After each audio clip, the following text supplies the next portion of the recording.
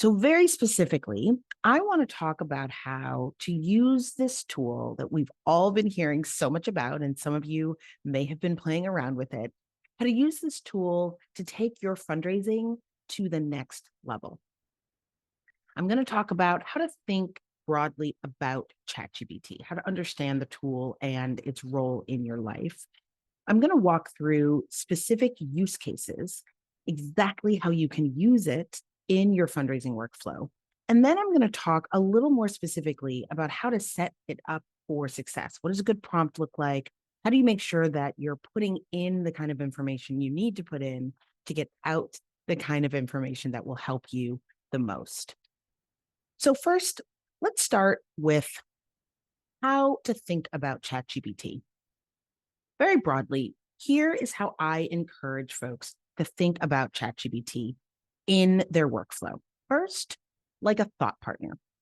Think about ChatGPT like a hyper creative, uber informed thought partner that has access to way more resources and information than you do.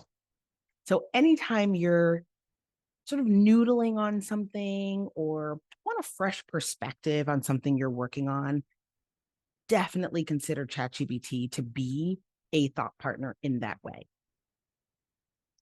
Second, as a starting point, take what ChatGPT gives you and add your own flavor, add your own examples, add your own stories, build on it. So it's really an excellent place to start. Very rarely will you get something back from ChatGPT that you're going to want to cut and paste directly into an email, to a donor, or marketing materials.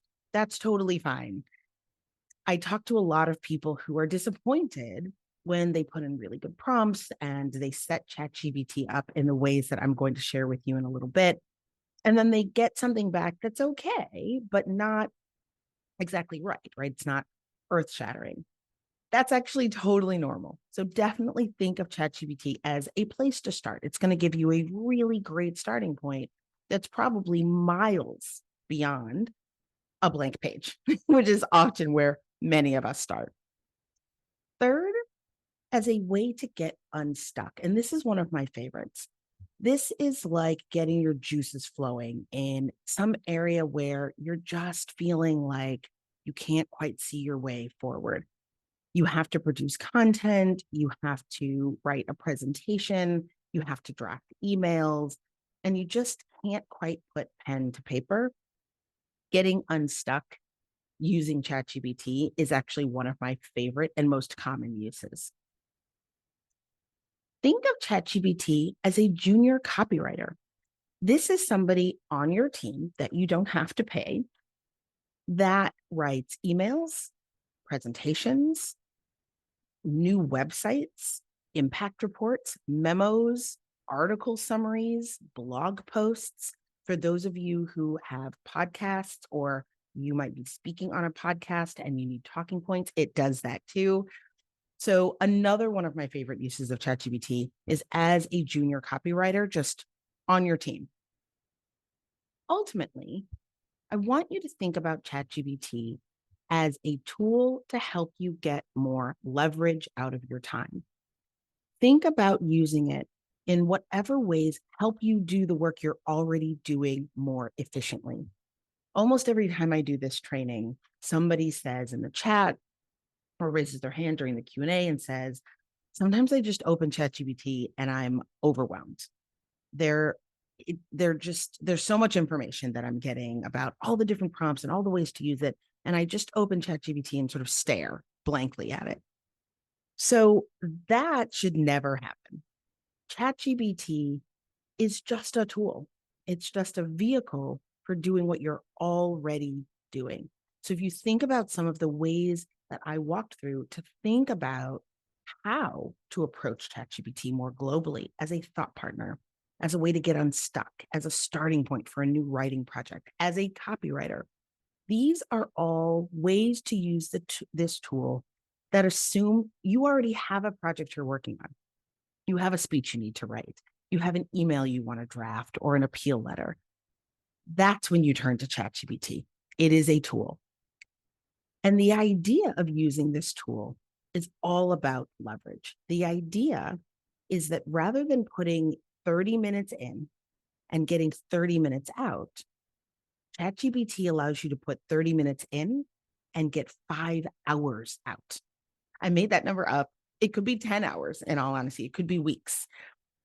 It's about increasing the leverage of your limited and valuable time and getting more done in the same amount of time. So that's the key takeaway here in terms of how to think about ChatGPT as a tool to increase your leverage.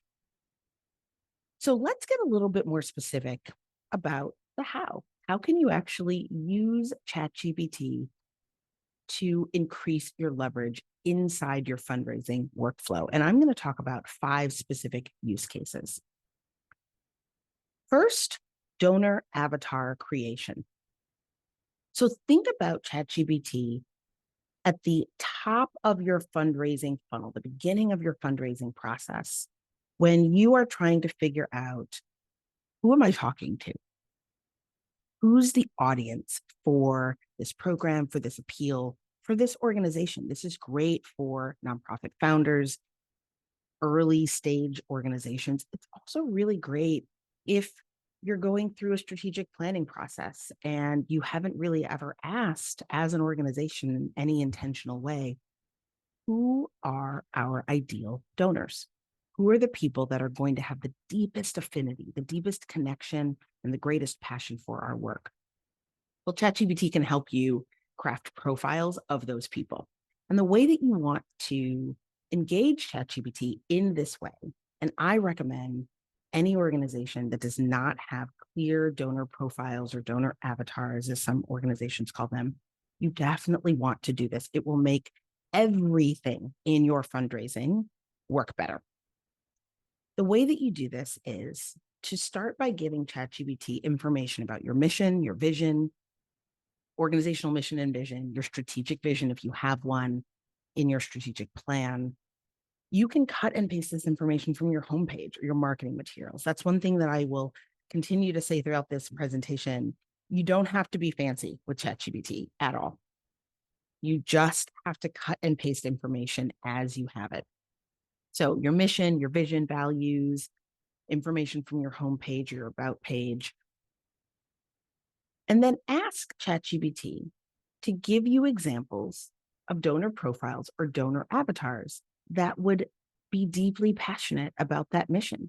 If you have information about your programs that you can cut and paste, high level, no more than a paragraph about each program, plug that in as well. And then say, give me 5 examples of donor avatars that would have a deep affinity for this mission and these values, and that would be interested in these programs. You also want to ask ChatGPT to be specific. ChatGPT, please also, and I always talk to ChatGPT as if it's a person, it makes it a little bit easier to sort of get into the flow of using it if I feel like I'm talking to this junior copywriter.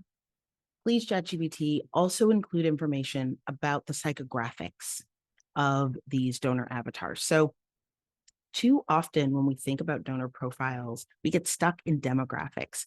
And when I was coming up as a baby fundraiser, that was often how people talked about donor avatars or donor profiles. Are they, what is their gender? What's their race, ethnicity? Where do they live? How old are they? And what we found is that those things matter far less than their psychographics. What do they care most about? What are their interests? What are their beliefs? What are their fears and concerns? What are their deepest desires? Those things will tell you who will care most about your mission and your programs. You can also ask ChatGPT to brainstorm for you, again, as a starting point or as a thought partner, why the particular donor avatars that it has mapped out might be most excited by your mission.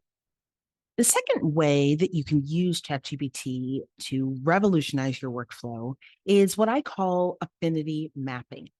So when you think about what makes your fundraising most efficient, it's going to be the depth of the relationships that you're able to build with potential donors. Those relationships are rooted in affinity. or a connection to or a passion for your organization's mission and work. Very frequently, and again, as I was coming up as a baby fundraiser, we talked about networks. Who do we know, right? Attachment-based fundraising is often how most of us think about fundraising. The more people we know, the easier we think our fundraising will get. The irony is that actually stable, sustainable fundraising is rooted not in attachment first, but in affinity. When you find the people who really care about the vision for the future that you are working towards, right? The kind of impact that is most exciting to your organization, when you find those people, then build an attachment to them, you will have a sustainable fundraising engine. And so one of the powerful ways that you can use ChatGPT is in mapping those networks of affinity. And you can ask ChatGPT, based on this donor profile, based on these avatars, you can even use the ones that ChatGPT has given you. What questions or concerns might potential donors have about our organization that might get in the way of them donating to us? And what information might we share based on what we've provided you about our mission, our vision, our values, and our programs? You may even want to cut and paste the text from your strategic plan. What information could we share to address these questions and concerns? You can break it down and say, this was a great list of questions and concerns. Again, I talk to ChatGPT like it's a person. Thank you for this list of questions and concerns. These are great. I want to start with the first one. What kind of information could we share to address this first question or concern? Excellent. Now the second, and you can go one by one. You can even take a step further and say, what kind of messaging could we use on our website, in our marketing material, in our fundraising campaign language? What kind of messaging could we use that addresses these concerns as part of an ongoing email sequence, as part of a campaign, et cetera? The reason I call this affinity mapping is what you're doing is creating almost like a fundraising neural net of messages and responses to the conversations, the narratives that are taking place in the minds of people who would have a natural affinity for your organization. You're creating a map for them from what's happening in their head, the questions they have, the concerns, the confusions, the things that are, sparking interest, but they got to sort of get through the muddle. But what does this organization do? Or how can I plug in? You're creating a map from what's happening in their mind directly to your organization, and ChatGPT can do that for you.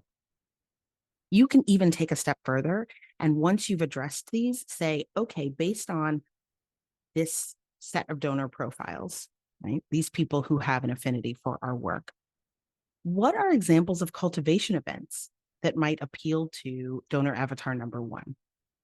Let's say you're starting a monthly giving program. What are the types of benefits that people in the second donor profile might want or value as part of a monthly giving program? Right? You're creating this map of connections to your organization based on their affinity for your work. The third is fundraising research. And I love this one because this can go beyond donors. This is where you can literally say, what are examples of types of earned revenue that we could explore based on our mission and programming? And remember, we start off by feeding mission, vision, list of programs. The more information you give ChatGPT upfront, and we're going to talk about setting context in a few moments, the more substantial and more robust the responses that you get will be. But you can ask about types of earned revenue. You could say what types of corporations or local businesses might be interested in supporting or partnering with our organization. Right? We live in Louisville, Kentucky. This is our mission, vision, et cetera. What types of local businesses? What corporations in our state might be interested in partnering with or supporting our work, and why? Right? You can ask ChatGPT. This is a great example of a starting point. It may not have all of the answers. It's not necessarily going to tell you exactly how to build a relationship, but it is a great starting point to have your very uber informed thought partner, friend, colleague draw on all of the information that it has to give you a starting place for how to even think about which corporations, which businesses to approach, how to think about earned revenue in a new and creative way.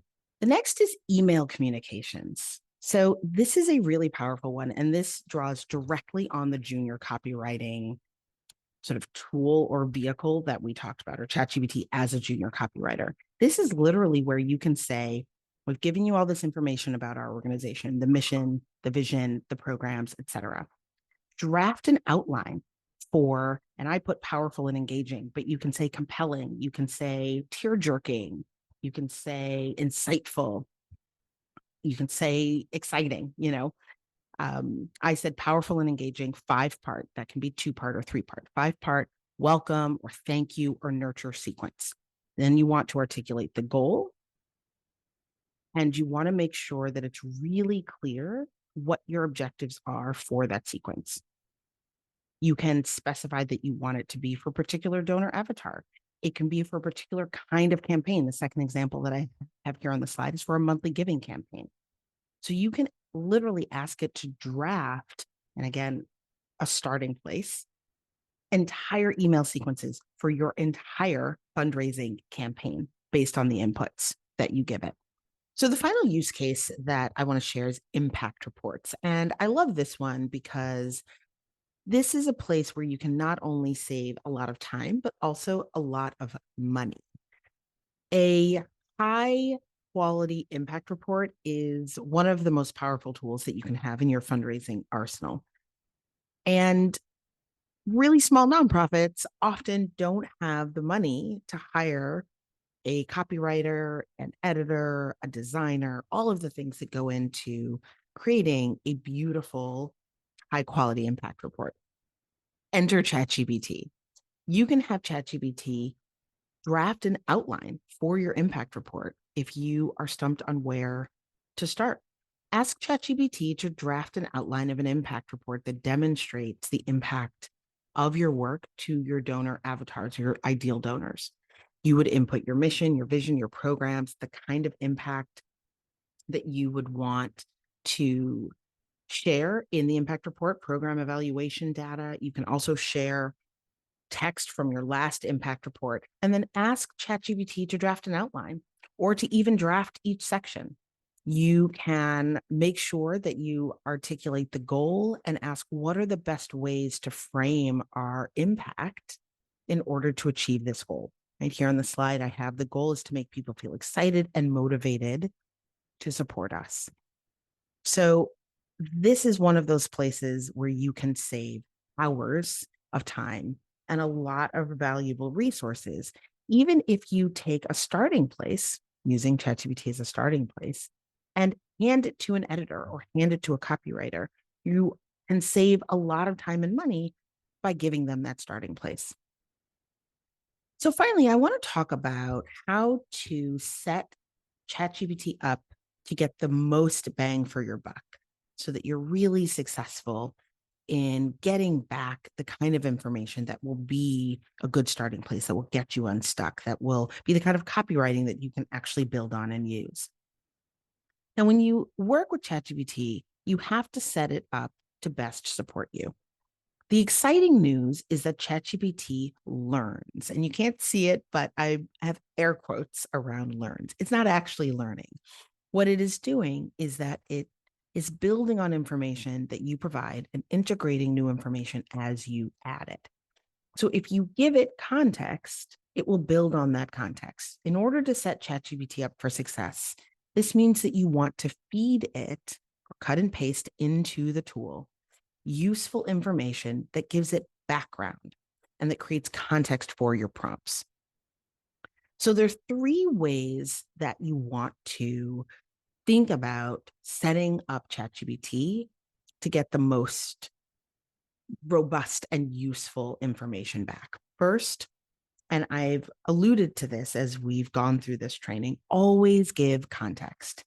If you need an answer to a more generic question, for example, one of the capacity building ways that you can use ChatGPT is to craft an outline for a podcast episode that you're going to be on. right? How do I craft an outline for a podcast episode? Or how do I craft an outline for my impact report, right? Really generic. Then context may not be so important, right? Because then you're just sort of looking for like, what is the general outline of a podcast presentation or a podcast talking point? But if you need something more specific, then providing context is really important. I'm going to use the example of running a marathon. Let's say you want to prepare for a marathon. You could ask ChatGPT, how can I prepare for a marathon? It will give you all of the sort of step-by-step, like a checklist of how you prepare for a marathon. Practice, drink water, etc. You'll get a far more nuanced answer if instead you tell it that you're training for your first marathon. The answers you get when you then say, how can I prepare for my first marathon? I am a beginning runner. I've never run a marathon before, but I want to complete one in 6 months.